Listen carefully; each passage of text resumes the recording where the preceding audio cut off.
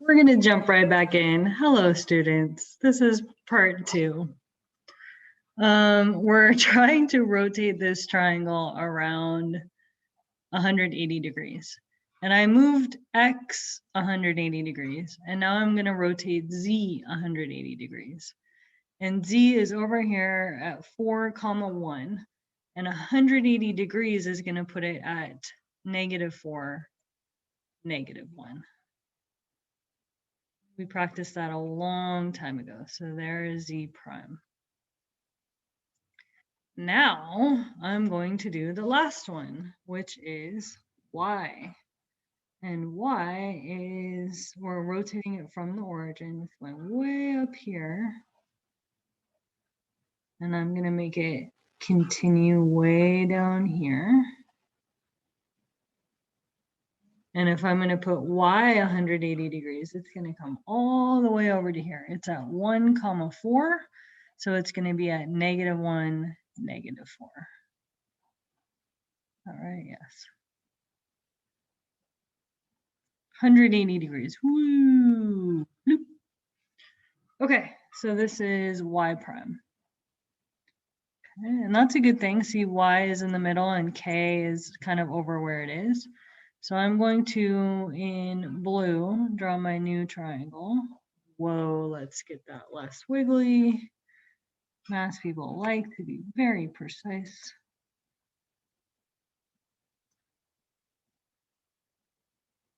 Okay, close enough. And now it's almost there, right? So I rotated it. Okay, so we rotated it 180, and now we have to make it bigger. So one thing that's interesting about dilation is that it doesn't just make it bigger, it also moves it. So it takes it from a point and radiates it out. So X prime gets twice as far away. You can see that this triangle is twice as big, right? This is 1, 2, 3, 4, and this is only 2 right here. So it's getting twice as big. It's also getting twice as far away from the origin. So I'm going to draw another ray. Let's use green. Okay, so I'm going to go from the origin through X like that. Okay. So can you see that this is down 1, left 2, down 1, left 2? If I do it twice, then I get to point J. So point J is twice as far away from the origin as X prime.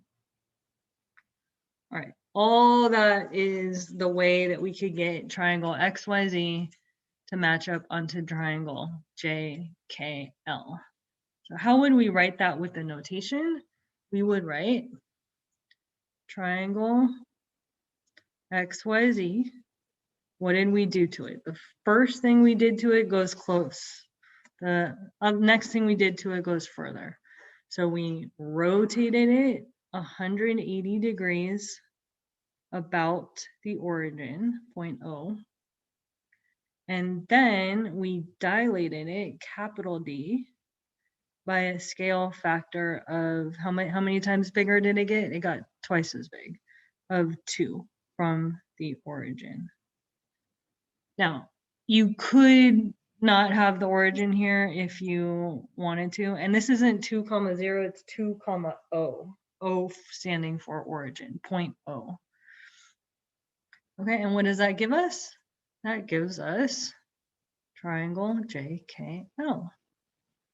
So we have proven that triangle XYZ is similar to triangle JKL. Same shape, just in a different place and a different size. So this is saying it could be rotated and then dilated by a scale of factor of 2.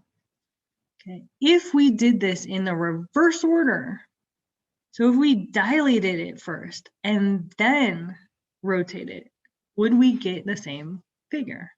If we made this twice as big, twice as far away, if we put X prime right here, and if we put Z prime out here, and if we put Y prime off this paper way out here, if I made it twice as big first, and then I rotated it, would it land on where it's supposed to? Yes, it would. You see how it'd be written backwards though?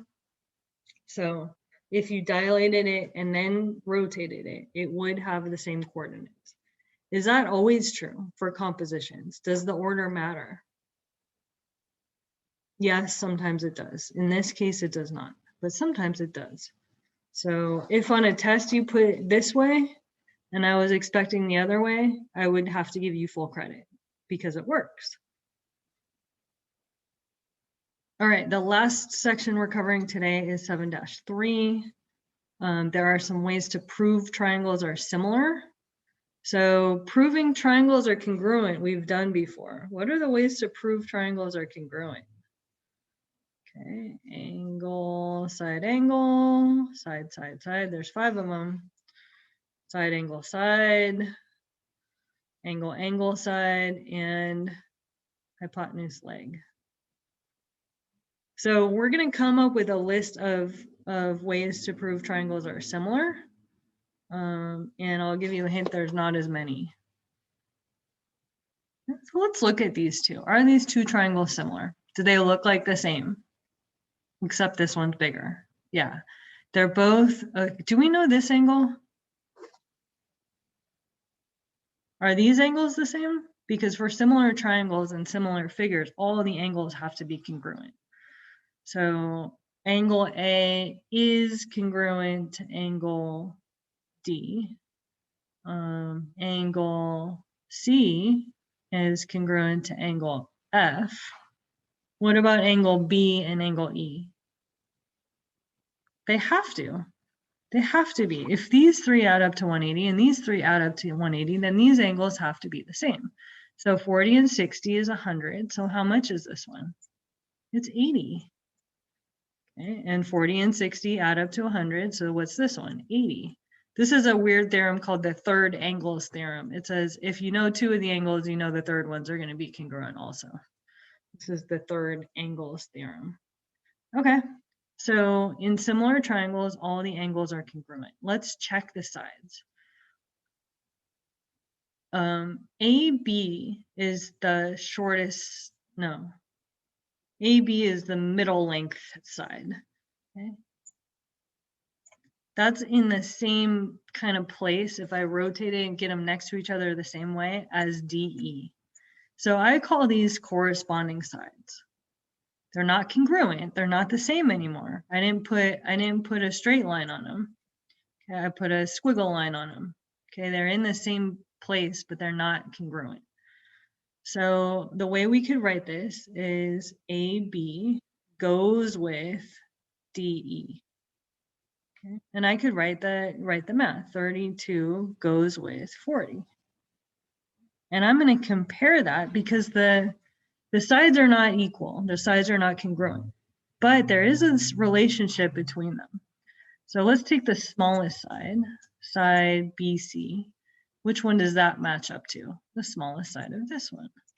So these beautiful little scalene acute triangles. BC matches up with, corresponds to EF. Okay, BC has a 24 on it and EF has a 30 on it. And if all 3 of these fractions are equivalent, then these triangles are definitely similar. Okay, so the longest side here is AC, and the longest side over here is DF. You will never see these squiggles on in a textbook because I made that up. It just helped me kind of see which ones to line up.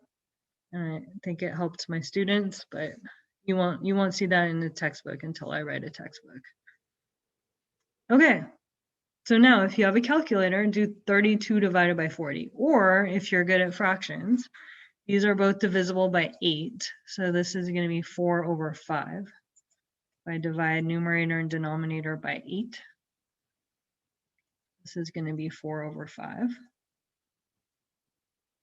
And if I do 24 and 30, divide numerator and denominator by 6, what's that going to be? 4 over 5. It better be, otherwise these aren't going to be similar. All right, and 36 and 45, what if I divide both of those by 9? What do I get? Numerator and denominator divided by 9 is going to be 4/5. So the angles are congruent. The sides are in proportion. The sides are proportional. Okay, they simplify to the same fraction. And then this is also your scale factor. So this one is 5/4 bigger than this one, or this one is 4/5 the size of this one. So 1.25 bigger or 4/5 the size. The angle-angle similarity is a really powerful way to show that two triangles are similar. If two pairs of angles are congruent, then the triangles are similar. And already the third side we will know also. But as long as you have two, you can say that the triangles are similar. So let's look at our list. We had side angle side, we had side side side, we had angle side angle, we had angle angle side, and we had hypotenuse leg. Okay, we're not going to use that one. We had one more, didn't we? 1, 2, 3. No, okay, that's it. So these two get combined. Do you see how they both have angle angle in them? So we don't need both of them. We only need both of these get combined into angle angle similarity theorem. Okay. All right, let's check this out. In triangle ABC, do they look similar? Yeah, they kind of almost look like right triangles. So A is 3. I'm just going to put a 3 on top of that. B is 4. I'm going to put a 4 on top of that. And C is 6. Okay. There's a 3, a 4, and a 6. That is weird. Definitely not drawn to scale because this definitely doesn't look like 6 to me. Okay, in triangle DEF, D is 9,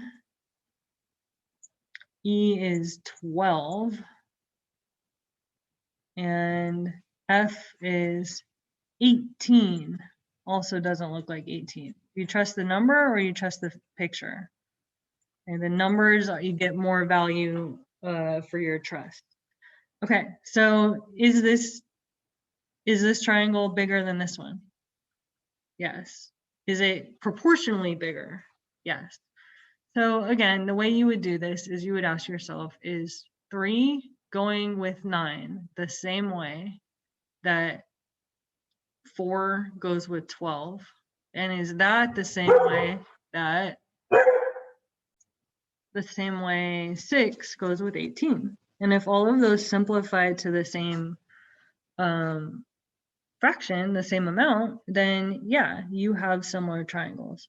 This one is called side, side, side similarity. But instead of the sides being congruent, the sides are in proportion. So again, you won't see any textbook do it this way, but this is the way that I do it. So this is side, side, sides are in proportion, so the triangle is similar. There are actually 3 ways. There's the angle, angle similarity, there's side, side, side, and if you can show a pair of angles are congruent and the sides that are next to them are proportional. Okay, so if you can mark it this way, again, these are not congruent, they match up, they kind of correspond to each other. If you can show that there is a true proportion right here, and the angle included between them is the same, then you have a triangle similarity. Be good, work hard, keep learning, you got this.